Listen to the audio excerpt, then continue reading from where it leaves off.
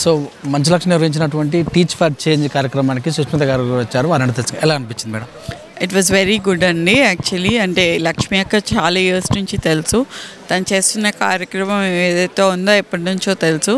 But here ఇలా అంటే fund race కోసం ఇలా చేయటం అనేది అండ్ యాక్టర్స్ వాళ్ళు రెమ్యూనరేషన్ కూడా తీసుకోకుండా అన్నీ చేయటం అనేది చాలా యునో అప్రిషియబుల్ అనిపించిందండి.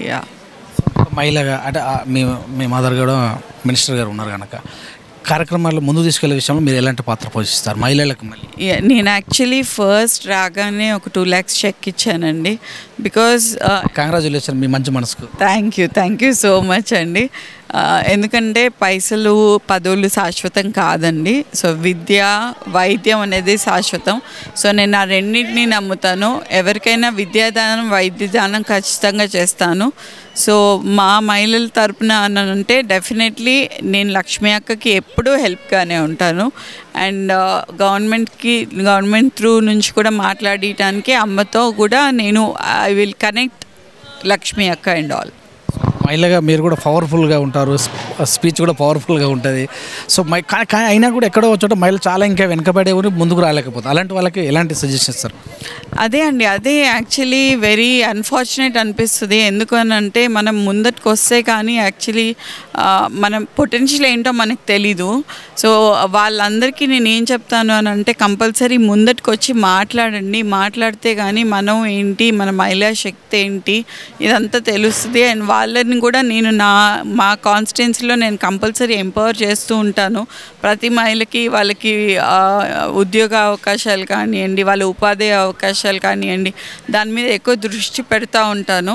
సో ఇప్పటి వరకైతే మా అమ్మ నియోజకవర్గం వరకే చేస్తున్నాను. బట్ ఇంక ఫ్యూచర్లో ఇంకా వేరే నియోజకవర్గాల దగ్గర కూడా వెళ్ళి మహిళల్ని కొంచెం నేను డెఫినెట్లీ వాళ్ళని కొంచెం పైకి తీసుకురావాలని చూస్తున్నాను సార్. చాలామంది చూస్తున్నాం. మీకు ఎంతమంది పిల్లలు అంటే ఆడపిల్లలు, 3 ఆడపిల్లలు అనగానే అయ్యో ఆడపిల్లలా అని ముందుగా వాళ్ళు ఏదో చేసినట్టు సానుభూతి. ఇలాంటి విషయంలో మీరు ఒక మహిళగా వారసత్వ రాజకీయాలు తీసుకెళ్తున్నారు కదా, ఎలా అనిపిస్తుంది? అంటే ఒకటండి, ఇప్పుడు మహిళల లేకపోతే అబ్బాయిల అనేది అని ఇప్పుడు లేదండి.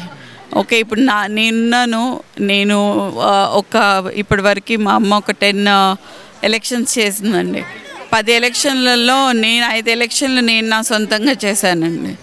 మా నాన్న వేరే ఎక్కడికి వెళ్ళినా నేను వేరే వెళ్ళినా. సో మహిళలకి అబ్బాయిలకి పురుషులకి తేడా అనేది సొసైటీ తీసుకొస్తుంది, కానీ మనం తీసుకురాకూడదు.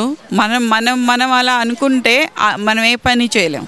ఇప్పుడు నేను అలా అనుకొని అరే కొడుకులే చేయాలి, మా నాన్నకి కూతులు చేయకూడదు, మా అమ్మ ఎలక్షన్స్ అప్పుడు కూతులు చేయకూడదు అంటే అలా అయితే నాకు కాకపోయేది. లేదు, నేను చేయాలి అని యూనియన్స్ దగ్గర కానీ, ఆటో యూనియన్స్ దగ్గర కానీ, పూల యూనియన్స్, పల్లె యూనియన్స్ దగ్గర అక్కడ దాకా వెళ్ళి కూడా నేను మాట్లాడగలిగాను అని అంటే బికాజ్ నేను ఒక మహిళని అని మర్చిపోయాను. నేను పురుషున్నా మహిళనా పక్కన పెట్టండి, ఒక బిడ్డగా మనం పని చేయాలంతే. డెఫినెట్ సినిమా రంగంలో మరి ఎలా ఉండబోతుంది? సినిమాలు మళ్ళీ చేస్తారా? లేదండి, ఇప్పుడైతే ఏం లేదు. బికాజ్ పాప ఎడ్యుకేషన్ కోసం నేను లండన్ షిఫ్ట్ అయ్యాను. సో ఫ్యూచర్లో పాలిటిక్స్ మాత్రం చేస్తాను. కానీ రాజకీయంలో మొన్నటి వరకు కూడా మీరు ప్రభుత్వంలోకి రాకముందు చాలా ఒడిదుడుకులు ఎదుర్కొన్నారు. సో అన్ని సార్టప్ అయిపోయినావా? ఇప్పుడు మంత్రిగా రాగానే ప్రభుత్వం రాగానే బాగుందండి. ఇప్పుడు బాగుంది, ఎందుకంటే ప్రజలకి సేవ చేయగలుగుతున్నాము. అంతకుముందు చాలా అసలు రాక్షస పాలన ఉండేది వరంగల్ ఈస్ట్లో. బట్ ఇప్పుడు అట్లా ఏం లేదు, కబ్జాలు లేవు. ఎటువంటి కబ్జాలు లేకుండా కొండ మురళీధరరావు గారు చూసుకుంటున్నారు. అభివృద్ధి అంతా కొండ సురేఖ గారు చూసుకుంటున్నారు. కాబట్టి వీఆర్ వెరీ హ్యాపీ. అంటే వరంగల్ ఈస్ట్ వాళ్ళు చాలా హ్యాపీగా ఉన్నారు. అండ్ నిన్నే జాబ్ మేళా మేము పెట్టాము. అండ్ మీరు చూసుంటే it was a record breaking job mela అండి. 25,000 పీపుల్ వచ్చారు, 17,000 రిజిస్ట్రేషన్స్ వచ్చాయి. అండ్ ఆన్ బోర్డ్ మేము 9,000 ఉద్యోగాలు ఇచ్చాము. నిన్న ఒక్కరోజు 9,000 ఉద్యోగాలు ఇచ్చాము. ఒక 9,000 మంది ఇళ్ళల్లో మేము we lit up the light yesterday 1 day అని అంటే so we are very happy for that. Thank you madam, thank you, wish all the best.